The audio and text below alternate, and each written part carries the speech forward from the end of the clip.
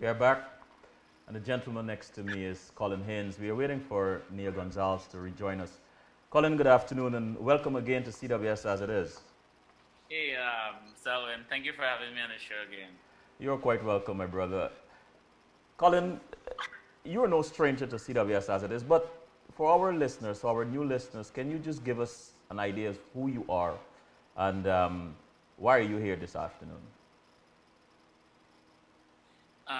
Well, once again, thank you for being on the show. Well, originally, I originate from Linden, Guyana. I grew up there in Linden, spent my, my high school and primary school days there, and then I migrated to the US, where I furthered my education, and I was able to acquire a Bachelor's of Science in Biochemistry and International Relations, and about 3 years ago, I completed my Master's in Public Health. And so the last 3 or 4 years have been really focusing on development issues, youth development, HIV, health along the lines of chronic diseases, non-communicable diseases. And also I've been advocating for strong political, social, and economic development for young people. You know, this afternoon, you and Nia are supposed to be talking, discussing health education, guidance to adolescents, and youth perspective. But I would like to mention that both of you participated in the 2015 campaign.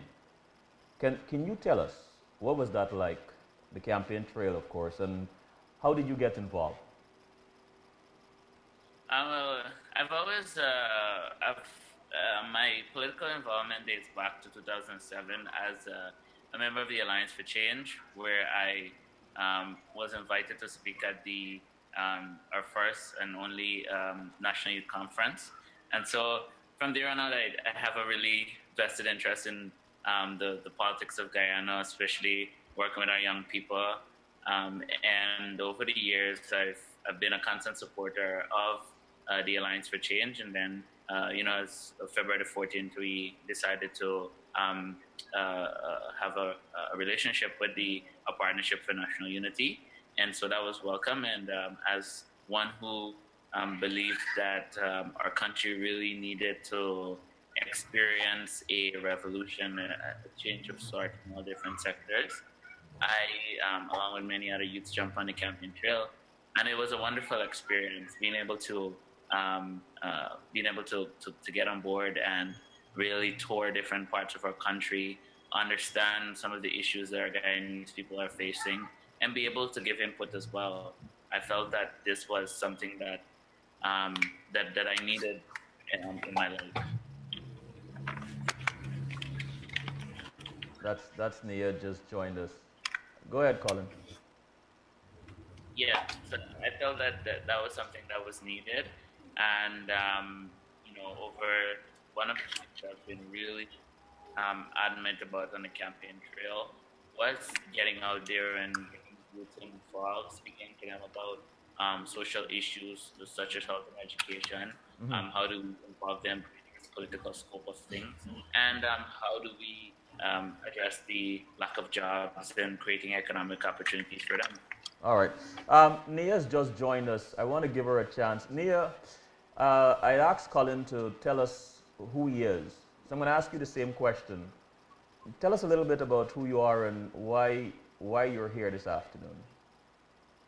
I am Nia Gonsalves, and I usually say that I'm a budding politician.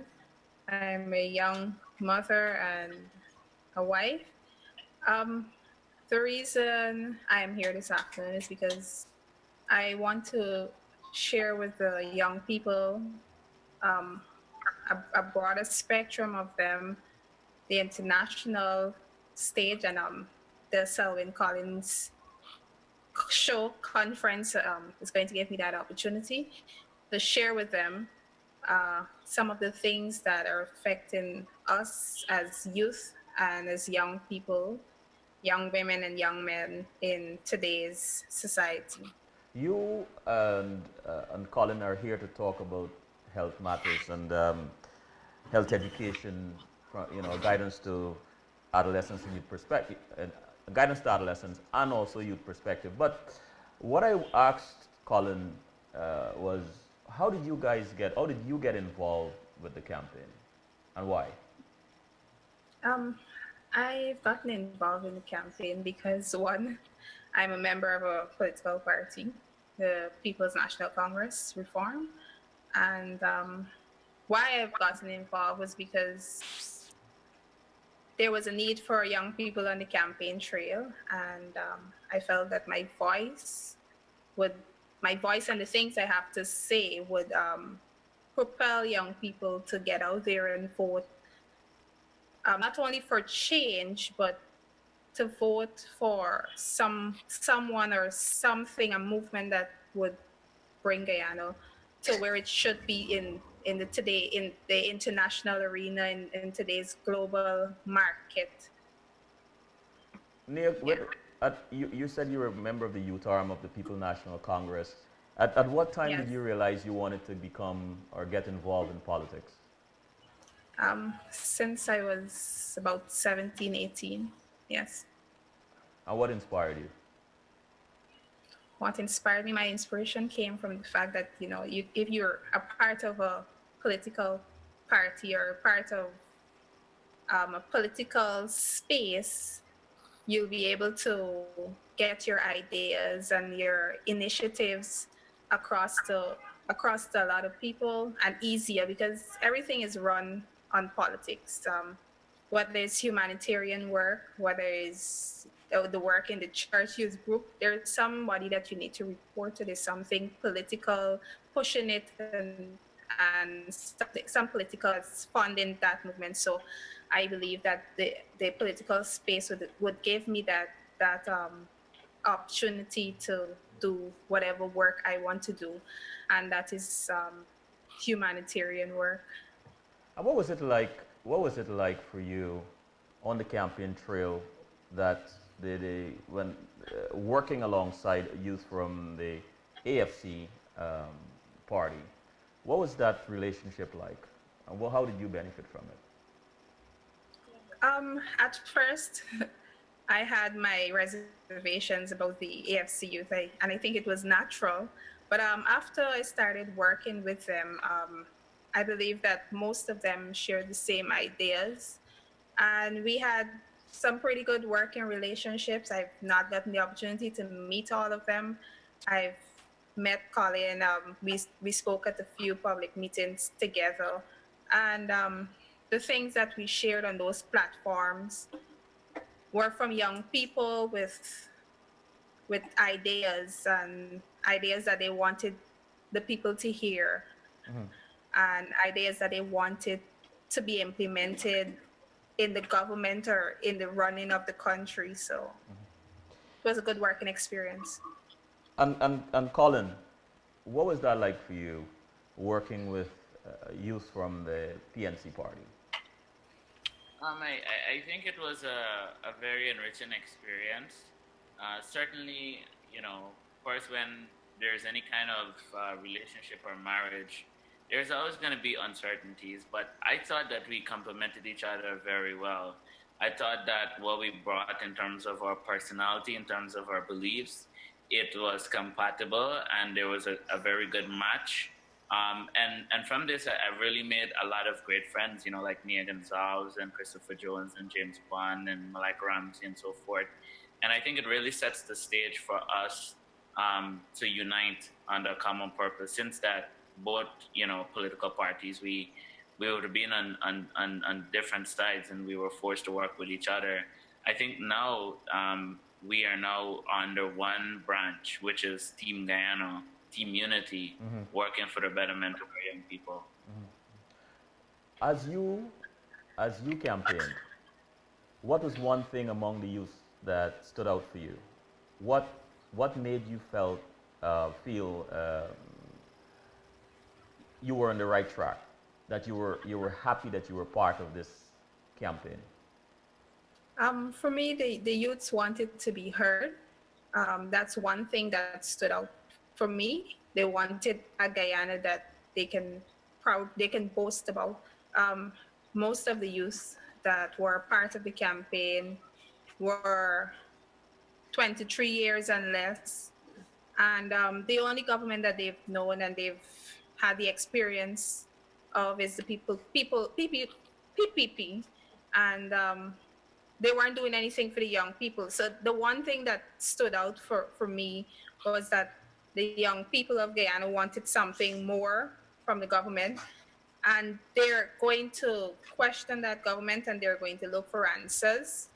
And if the answers aren't favorable, I am going to warn the government that I'm proud of, the AP and UFC, that they're not going to go back there if the answers aren't favorable for young people. That's what I am hearing even now.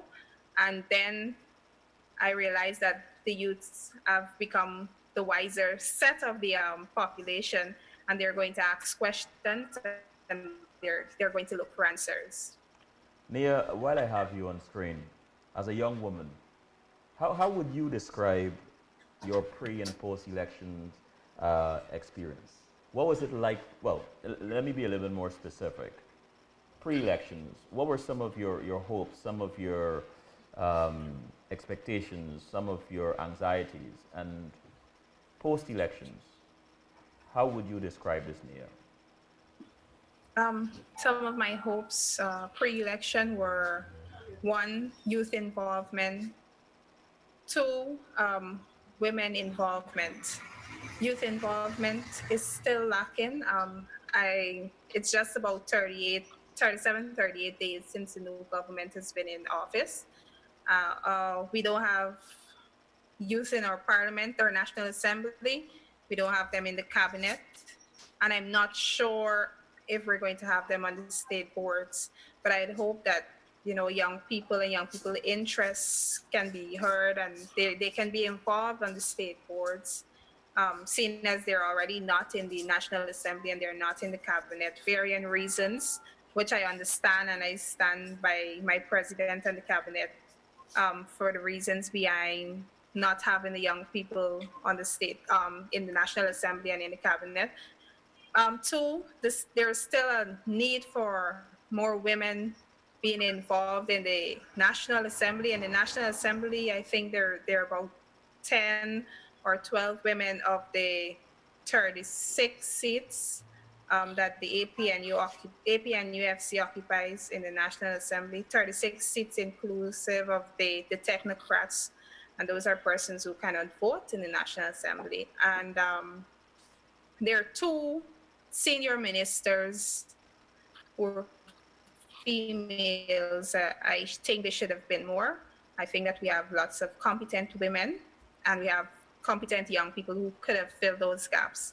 But I still stand by my president and the decision that he has taken to not have the young people involved at this period in our country's history.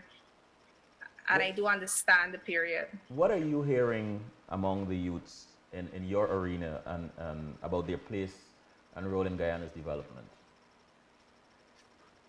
I didn't get the last part clearly. What are you hearing among the youth in your arena, among the youths, among the young women, and well, especially the young women, about their role in the development of Guyana?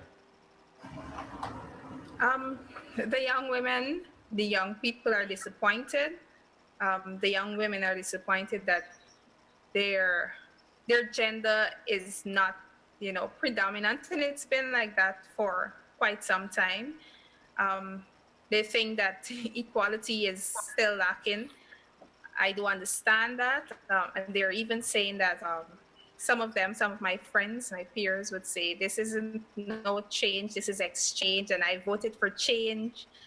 Um, but it's just like the PPP has just given the mantle to the APNU to do the same thing. But I'm asking them to be patient and be a little bit more questioning. I'm not going to stop you from questioning what's happening in your country, a country that you pay tax in. But be patient with the new government. I'm not telling you to give them a long rope, because 5 years is just around the corner, and we need to see change in Guyana. We need to see change in the way things are done, change in the way things are run in this country.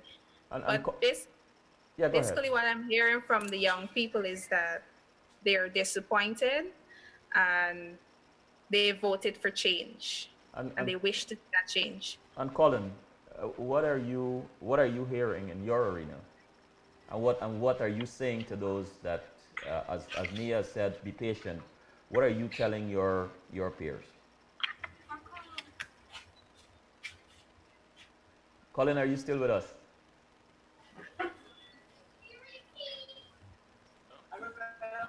Are you still, Colin? Did you hear my Yeah, question? Did sorry you? about that. I think we're Okay. Did you hear having the? issues. All right. I was asking you, what are you hearing among your peers? And like Nia, who's telling them, those that are disappointed, to be patient, what are you saying to your friends? Well, first of all, it's very difficult to inspire. We had a great momentum coming into the election as to uh, the youths and having involvement, and our senior leaders were promised that they were going to be involvement at all levels, and certainly that was not the case. I still stand by the administration's decree and the platform or the blueprint that they have for developing Guyana. However, I hope and I shared with them that even though we may not be involved at a parliamentary or at a cabinet level, there is other areas within the ministries, whether it's directors or whether it's coordinators, managers, or even at lower levels that we may be able to be part of, and including state boards as well, where we will be able to have a voice and be able to learn as well. I think it's instrumental that in this change that we're creating, that we create sustainable measures of leadership, and the most sustainable people are young people because they have age on their side that they can continue. So my hope is that we will be groomed into areas where we're able to be understudies of our superiors, of our senior ministers and parliamentarians, and we'll be able to move forward from there. What do you And think? What do you think you're not hearing? Because Nia, and I've heard this while I was in Guyana recently from some of the young folks, that some of them are disappointed, they're disgruntled, whatever. But the question is, what is it you're not hearing? You have a lot of faith in the administration, in our newly elected president, Nia, the same thing. But what is it you're not hearing? You and the other youth are not hearing that are creating this sort of anxiety. What do you think should be told to you? Or what do you think should be said?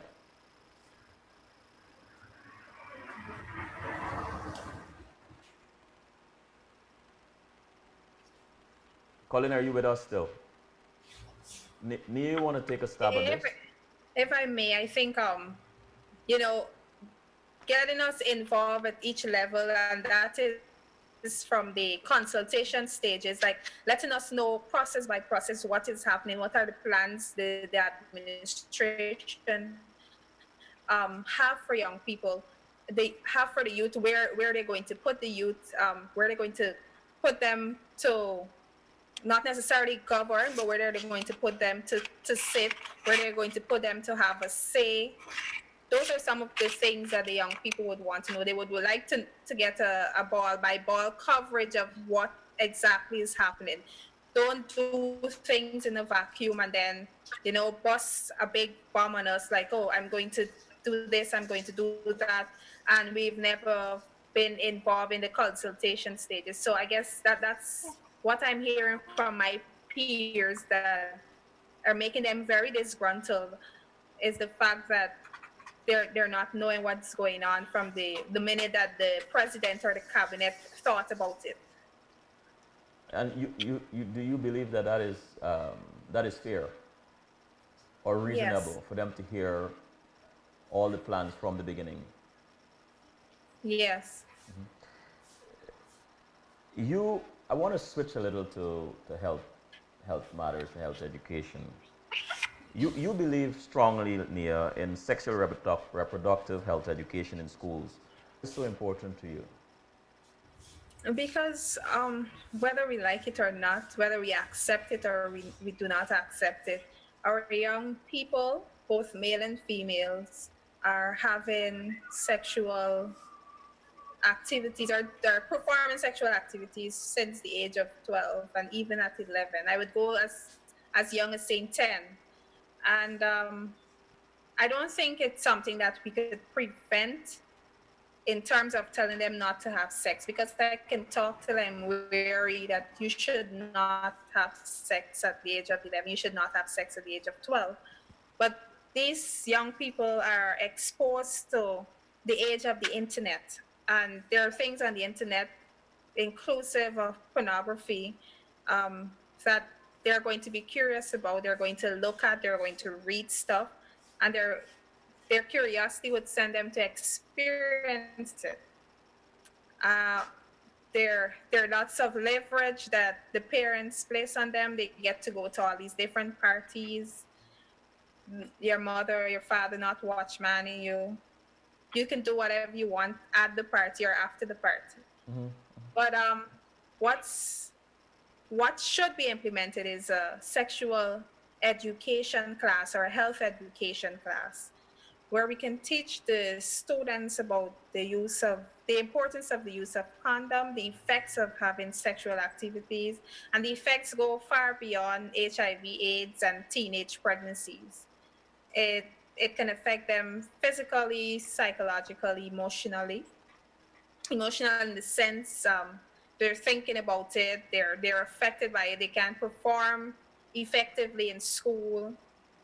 So yes, I believe I'm strongly I'm a strong believer in sexual education classes or health education classes in the schools. I remember going to school and I did some amount of health education classes, and just about secondary school, I that class was done away with. I believe that we should um, teach our young people the importance of sexual health, sexual reproductive health, and the importance of using condoms or even abstaining, and the effects of having sex. And Colin, this is also an area of concern for you. What are some things you hope young people understand about sexual reproductive health? Well, I think that there must be a level of there must be a blueprint involved, and it needs to start from the basic level. So it needs to start from our schools. I think we need to review the health and family life education course, which stage in terms of what age groups we're teaching certain things like sexuality, sexual reproductive health, which should start somewhere around primary school, because giving the fact of exposure, young people now are exposed to these things at a very young age. And in addition to that, I think that we also need to really just not look at sexual reproductive health in a vacuum. And when I say a vacuum, not only teaching or instilling the educational knowledge, but also instilling behavior change. I think that's something that we need to work on. And so there needs to be reinforcements. And at some point in time, I think that we need to make um, sexual reproductive health services available to young people, at a younger age, such as condoms and so forth. What, I also go I ahead. also like to add to that. I think every year at the University of Guyana, we have thousands of graduates in social work, but yet there are little to no social workers in our secondary schools and even in our primary schools.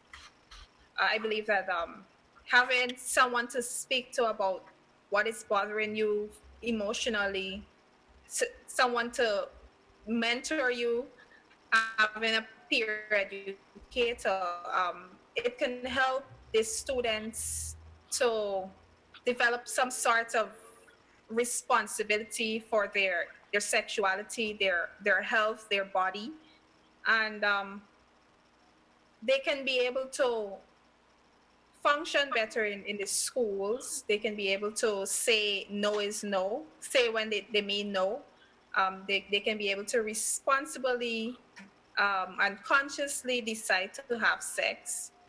So I believe the implementation of social workers as part of the staff in our school system is important, and I would like the Minister of Education, Dr. Rupert Rupnerang, to pay keen attention to that. Have a on staff social worker. Colin, I agree. I agree with Nia on that because when children go to school, it's not only we must not look about only about certain.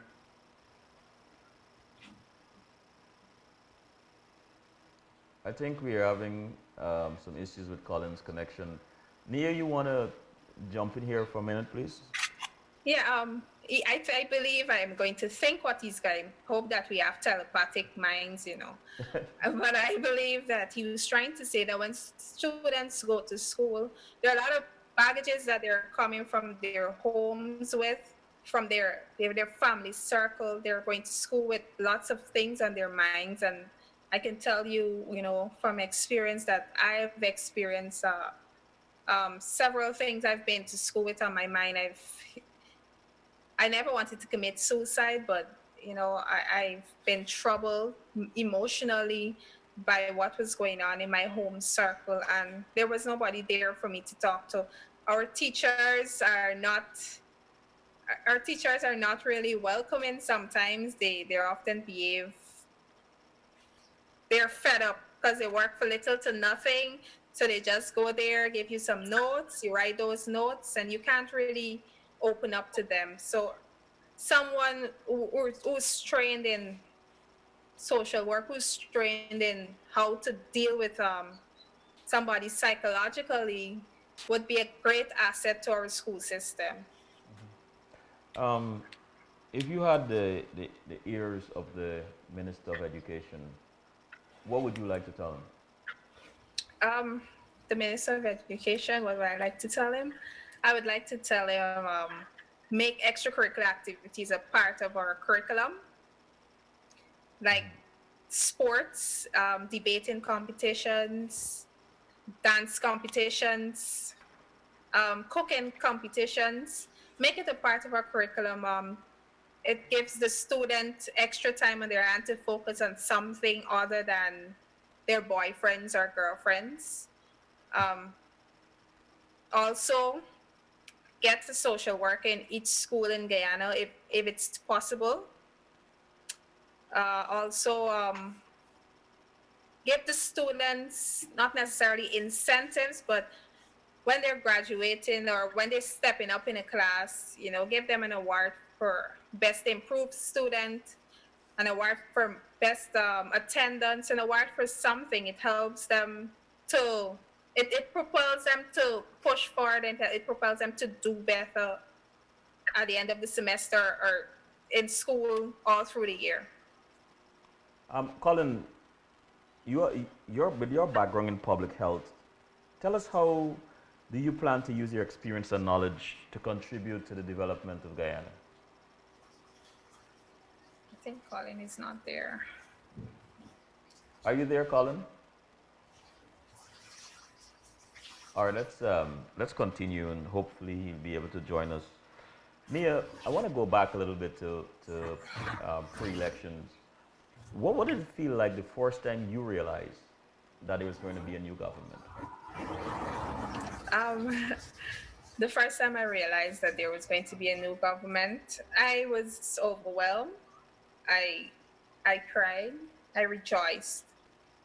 The reason why those things happened was because I've had no other experience but the PPP 23 plus years, and it was not necessarily the best experience.